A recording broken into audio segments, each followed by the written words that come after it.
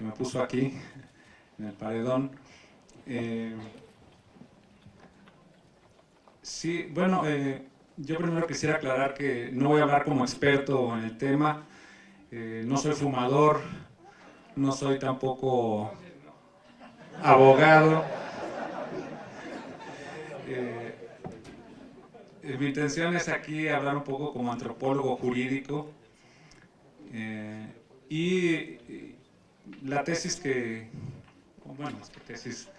la idea que yo traigo aquí, que quiero exponerles, es que es muy importante la regularización, la legalización o la normalización del consumo de la marihuana, ¿no? Utilizando este concepto de Antonio Escotado de la normalización, o sea, de llevar otra vez a un escenario normal el uso, el consumo de la cannabis, ¿sí? Para terminar con este daño social, con este daño emocional, con este daño criminal, ¿no? Como se ha dicho hace un momento, que ocasiona la prohibición del consumo. Y bueno, para aprovechar los 15 minutos que nos otorgaron, yo preparé una ponencia, ¿no? Para no distraerme mucho, que se llama Legalización versus Estigmatización. La antropología jurídica es una rama de la antropología que estudia los efectos socioculturales de las normas, es decir, analiza las prácticas, las conductas, las creencias y las subjetividades que producen las leyes y reglamentos. Uno de los efectos o consecuencias más notorias que producen las normas es la creación de sujetos. En efecto, nuestro orden jurídico ha creado varios sujetos de derecho. Mencionaré únicamente dos de ellos, aprovechando que somos parte del público aquí presente. Uno es el ciudadano o ciudadana y el otro el licenciado o licenciada. Ambos o ambas tienen un conjunto de atribuciones legales que pueden ejercer como son votar y dictaminar, respectivamente. Es decir, el ciudadano y el licenciado, o la ciudadana y la licenciada, tienen un lugar, un estatus, un prestigio ganado por el solo hecho de obtener ese título. Pero el derecho, al crear un prototipo ideal de sujeto, al que avala y legitima, al mismo tiempo desacredita y degrada al que no encuadra con esa norma y produce un efecto contrario, su antítesis, o sea, en un caso, no al ciudadano, sino al extraño, o en el otro, no al licenciado, sino al no facultado para ejercer una profesión. Es así que la persona que se niega a votar o a estudiar, frente a ese referente normativo, cobra un carácter de sujeto liminar, anormal, sospechoso o incluso peligroso, si es que abiertamente se manifiesta contra ese prototipo de sujeto jurídicamente reconocido. Son los proscritos de la ley a quienes se comienza a limitar, suspender o cancelar sus derechos. Los extranjeros y los monstruos jurídicos descritos con detalle en las obras de Albert Camus y de Michel Foucault. Justamente en este conjunto de categorías quedan etiquetadas las personas consumidoras de la cannabis.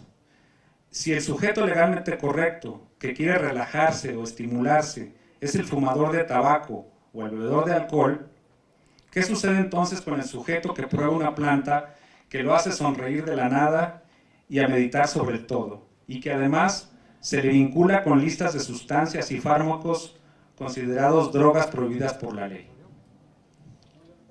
Por supuesto, el sujeto fumador de la cannabis pasa a ser concebido como un sujeto raro y desviado, porque a pesar de que legalmente la conducta prohibida por la ley es la siembra, trasiego y venta de estupefacientes, no el consumo, por asociación, o mejor dicho, por contaminación, o sea, utilizando el término antropológico, ¿no? de magia contaminante, se incorpora a todo ese sistema clasificatorio de creencias, prejuicios y actitudes negativas frente a dicho comportamiento que los convierte en sospechosos, peligrosos y pecaminosos.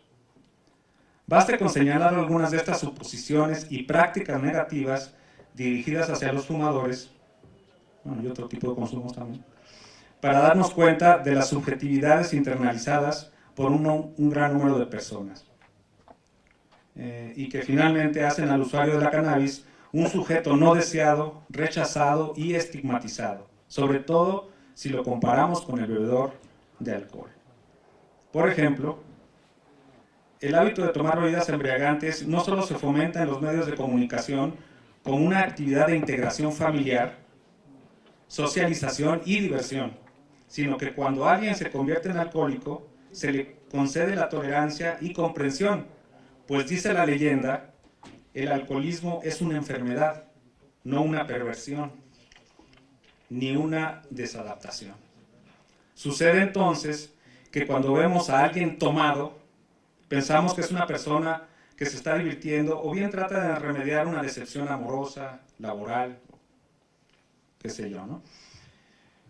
En cambio, cuando alguien quiere darse un toque, debe comprar su dosis a escondidas y fumarla de manera clandestina, es decir, practicando un consumo excluido o guetizado. Yo recuerdo que cuando era chavo íbamos a comprar la marihuana a una colonia, fue en otra vida, no, yo no crecí aquí, pero íbamos a comprar una colonia de los suburbios de la ciudad de Durango y el mejor proveedor era un militar, ¿no? Con lo cual pues, nos garantizaba no solo la calidad, sino también la protección, ¿no? que es muy necesaria obtener en esos casos. No, porque como dijo Jesús, tenía el vicio del dinero. Bien, ya me perdí. Bueno, hoy no soy fumador. Cuando trabajo no fumo, ¿eh? Sí. Bien, si lo hace públicamente, por lo regular causa temor y desaprobación. Una copita es para alegrar, un churro para asustar. Si hay un fumador empedernido, no se le considera un enfermo, sino un drogado o mafufo capaz de hacer cualquier cosa. Además de eso, se le cierran las puertas en muchos de los ámbitos laborales, deportivos y recreativos. El examen de toxicidad aplica al fumador, no al bebedor.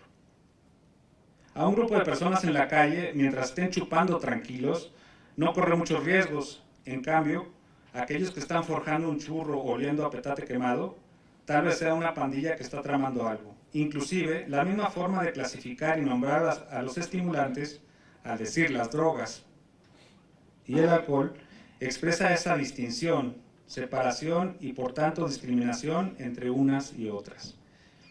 En fin, resulta evidente que la estigmatización y la criminalización del sujeto fumador, al aislarlo de la sociedad, al discriminarlo en los espacios públicos, al demeritar su estima y en muchos casos reprimir su libertad de tránsito, asociación y recreación por el hecho incluso de parecer o ser fumador de marihuana, resulta mucho más grave que el propio bien jurídico que se trata de proteger, a saber, la salud del consumidor. Y bueno, yo también aquí, justo cuando estaba escribiendo esto y mi hermana se enteró que iba a participar en este foro, mi hermana que es opositora a la legalización, decía, bueno, pues si queremos tener un país dormido, somnoliento, pues adelante, ¿no? Y yo le decía que justamente esa era una actitud, ¿no?, que provocaba esta exclusión y este rechazo a la gente fumadora. Y le puse el ejemplo, ¿no?, porque yo le decía porque yo le decía, obvio, ¿no?, obvio la marihuana puede provocar ese tipo de efectos, decía, como el alcohol provoca otros, ¿no?, como la ebriedad etcétera. Y le decía, pero te voy a poner un ejemplo, te voy a poner el ejemplo,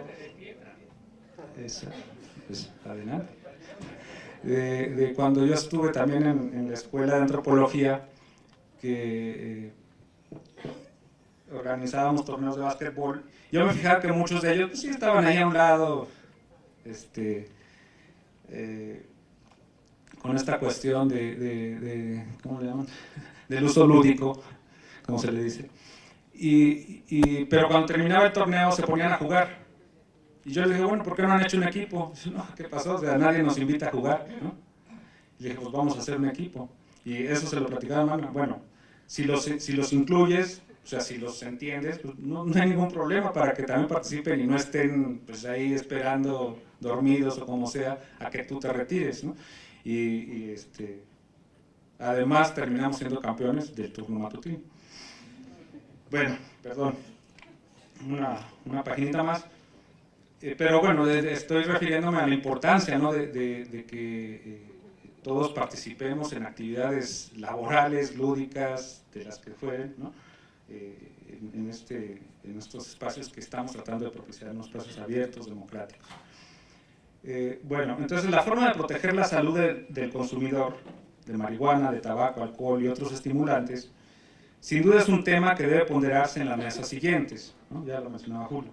Sin embargo, resulta patente el daño social, cultural y emocional que provoca el prohibicionismo, sobre todo si a esta estigmatización le sumamos la criminalización que provoca la persecución y penalización de la siembra, trasiego y venta de la cannabis, como puede observarse en las cifras de procesados y sentenciados que menciona la iniciativa de la senadora Olga. Y siendo realistas con los antecedentes del prohibicionismo, poco tienen que ver con los daños a la salud o a la sociedad. El ilegalismo de la marihuana y otras sustancias naturales, como lo ha documentado el historiador Antonio Escotado, se liga a una estrategia de dominación y de control de conciencias y mercados culturalmente impulsado por las instituciones religiosas y los empresarios morales de las drogas.